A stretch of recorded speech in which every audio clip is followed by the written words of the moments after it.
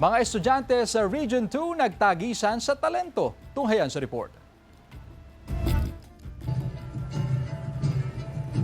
Nagpagalingan ang mga estudyante mula sa iba't ibang lugar sa Cagayan Valley Region para sa 2026 Regional Arts Month na ginanap sa City of Ilagan, Isabela. Highlight sa event ang iba't ibang talento ng mga kabataan mula sa pagkanta, pagsayaw at maging ang kanilang galing sa visual arts. Hinimok naman ng DepEd Region 2 ang mga mag-aaral na lalo pang pag-ibayuhin ang pagpapaunlad ng kanilang galing sa arts at kaalaman sa kultura.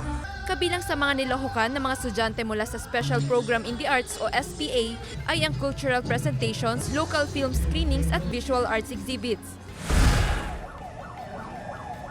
Nagpasiklaban naman sa pag-apula ng sunog ang mga kalahok sa Fire Olympics na ginanap sa Kawayan City, Isabela bilang bahagi ng Fire Prevention Month. Ipinakita ng mga firefighter mula Bureau of Fire Protection, Community Fire Auxiliary Group at Industrial Group ang disiplina, tapang, kahandaan at kasanayan kapag may sunog.